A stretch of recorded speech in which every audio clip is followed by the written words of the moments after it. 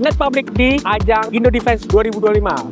Pertahanan dan keamanan tidak lepas dari teknologi karena justru teknologi yang paling banyak dan paling canggih diterapkan di militer, kepolisian, dan lain sebagainya. Mari langsung kita lihat apa saja teknologi yang diterapkan di Indo Defense 2025.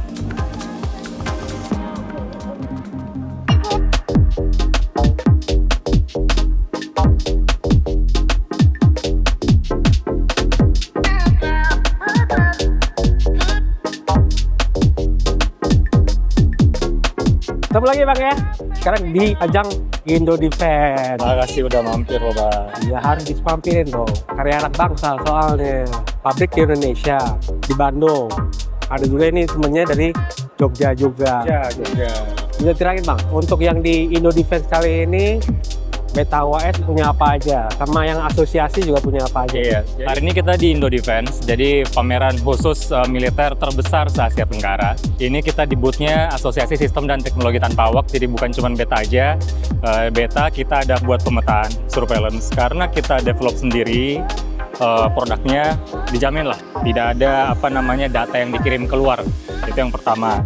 Nah terus kalau teman-teman dari, yang menarik nih teman-teman dari Frogs nih. Frogs ini kan terkenal sebagai produsen drone spraying. Tapi yang kemarin saya udah sempat ceritakan kan drone itu sebenarnya teknologi dual use. Ya kan, drone spraying, spraynya kita cabut, ganti jadi senjata nih, jadi mortar gitu kan ya. Terus ada produk dari teman-teman IMX, ini drone pemetaan juga.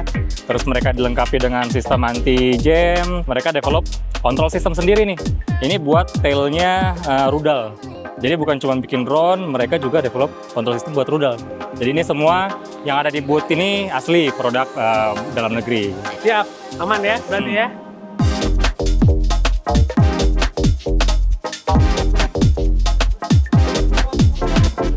Kita sekarang berada di booth-nya Badan Siber dan Sandi Negara. Kita masih di Indo Defense 2025. Saya bersama Mas Bondan untuk menjelaskan apa yang ada di belakang kita ini. Baik, terima kasih Bapak. Di sini Bapak khususnya di Subbooth Deputi 2, Deputi Bidang Operasi Keamanan Siber dan Sandi. Yang sedang Bapak lihat ini adalah dashboard dari layanan Honeynet. Salah satu layanan dari Deputi Bidang Operasi Keamanan Siber dan Sandi. Honeynet itu berfungsi sebagai sistem yang mengelola honeypot atau sensor-sensor honeypot yang kita pasang di seluruh Indonesia. Honeypot adalah ibarat seperti jebakan untuk para penyerang yang mau iseng melakukan percobaan untuk ke suatu sistem dari pemerintah ataupun instansi atau BUMD. Nanti akan ditangkap oleh honeypot itu. Nah dari situ akan dilempar ke sistem kami, sistem Honeynet itu tadi, dan akan ditampilkan pada dashboard yang sedang kita saksikan ini. Oke Pak Bondan. Siber negara kita. Baik Pak. Sampai kita ketemu lagi Pak Bondan. Ya, terima kasih Bapak.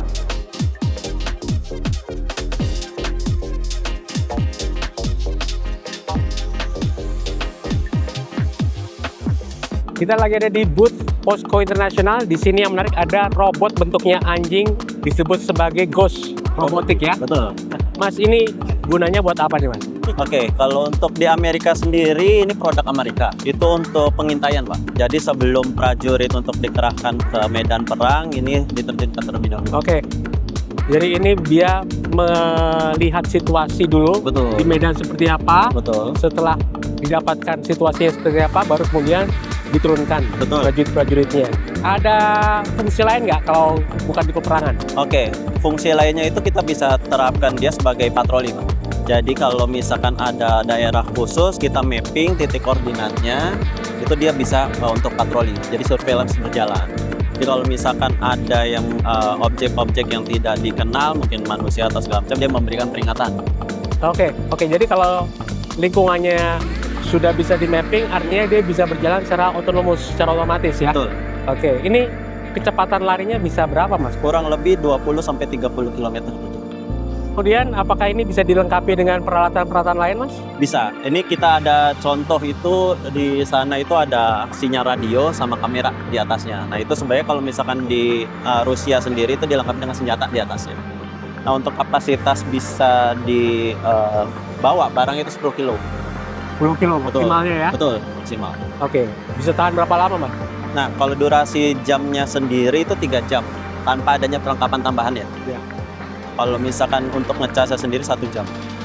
Kalau kembali lagi ke medan yang tidak dikenal, itu dijalankannya memakai remote control atau lewat konsol. Base-nya Android. Ya. Jadi tapi ada 2 tipe sinyal. Kita pakai Wi-Fi, itu cuman jaraknya 1 sampai 2 kilo kurang lebih. Nah, terus juga ada yang kedua itu pakai LTE. Jadi selama ada sinyal di situ kita bisa mengoperasikan. Nah, selain itu ini kenapa lain daripada yang lain, ini military grade.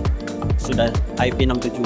Sudah tahan air di kedalaman 1 meter selama 30 menit, tahan panas dan tahan dingin. Artinya ada yang bukan military grade juga? Ada. Oke, itu produknya lebih consumer atau ya, maksudnya lebih rak dari ini ya, Iya. maksudnya ya. Bisa dipakai untuk pabrik-pabrik mungkin atau lokasi-lokasi yang tidak terlalu menantang gitu. Iya, betul. Terima kasih banyak Mas Oki ya.